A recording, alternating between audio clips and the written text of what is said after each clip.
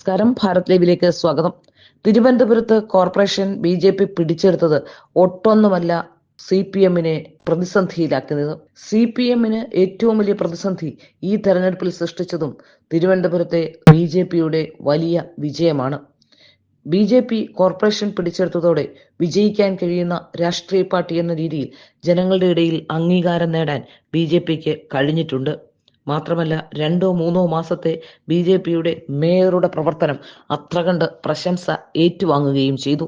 ആറ്റുകാൽ പൊങ്കാലയുമായി ബന്ധപ്പെട്ട അന്നുയർന്ന ഏറ്റവും പ്രധാനപ്പെട്ട ആരോപണം കുടിവെള്ളം നൽകുന്നില്ല എന്നായിരുന്നു.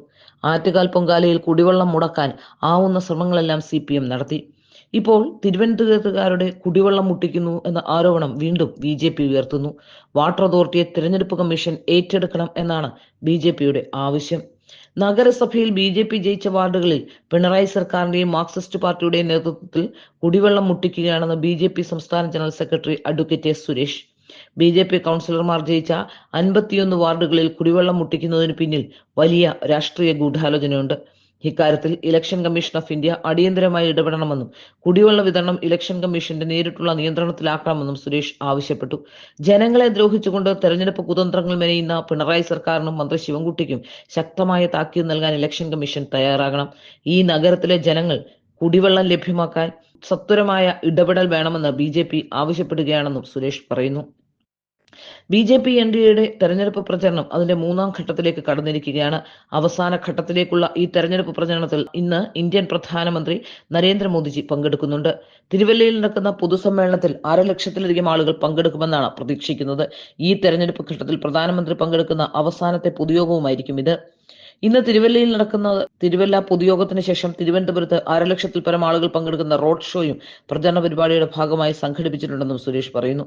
കേരളത്തിൽ BJP NDA സഖ്യത്തിന് 2 അക്ക സംഖ്യയിൽ MLA-മാർ ജയിക്കുന്ന ഒരു തെരഞ്ഞെടുപ്പായിരിക്കും ഇത്. കേരളത്തിലെ ഇടതുപക്ഷത്തിനോ വലതുപക്ഷത്തിനോ ഭൂരിപക്ഷമില്ലാത്തൊരു തൂക്കുസഭ സൃഷ്ടിക്കപ്പെടുമെന്നുള്ള കാര്യം രാഷ്ട്രീയ കേരളത്തിൽ വ്യക്തമായി കഴിഞ്ഞു. ഇടതുപക്ഷം SDPAയുടെ മുദ്രാവാക്യം ഉയർത്തിപ്പിടിച്ചും VD സതീശന്റെ നേതൃത്വത്തിൽ UDF ജമാഅത്തെ ഇസ്ലാമിയുടെ മുദ്രാവാക്യം ഉയർത്തിപ്പിടിച്ചുമാണ് നീങ്ങുന്നത്.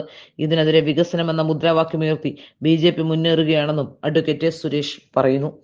SDPAയെയും രാജ്യവിരുദ്ധ ശക്തികളെയും കൂട്ടുപിടിക്കാൻ മുസ്ലിം ലീഗിനും യാതൊരു മടിയുമില്ല.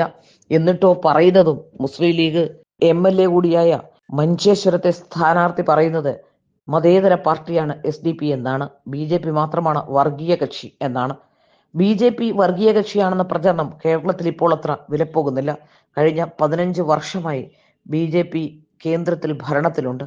കേന്ദ്രത്തിൽ ഭരണത്തിലിരിക്കുന്ന BJP 3-ാം ടൈമിലേക്ക് കടക്കുമ്പോൾ ഒരു അഴിമതി ആരോപണമോ ആർക്കെങ്കിലും മറ്റു തരത്തിലുള്ള ഏതെങ്കിലും ഒരു ആരോപണമോ ഇല്ല എന്നുള്ളത് നമ്മൾ ശ്രദ്ധിക്കേണ്ട കാര്യമാണ്. വികസന വിഷയങ്ങൾ ഉയർത്തിക്കാട്ടി BJP തെരഞ്ഞെടുപ്പിനെ നേരിടുമ്പോൾ വികസന വിഷയങ്ങൾ മനഃപൂർവ്വം ചർച്ചയാക്കാതിരിക്കാൻ BJPക്ക് ഡീൽ എന്ന വ്യാജ ആരോപണം ഉയർത്തുകയാണ് CPM-ഉം കോൺഗ്രസും. CPM-ഉം കോൺഗ്രസും ഡീലിനെ കുറിച്ച് പറയാൻ യാതൊരു അധികാരവും അംഗീകാരവും അല്ലെങ്കിൽ അവർക്ക് അത് പറയാനുള്ള ഏതെങ്കിലും ഒരു ശേഷിയോ ഉണ്ടായിട്ടില്ല.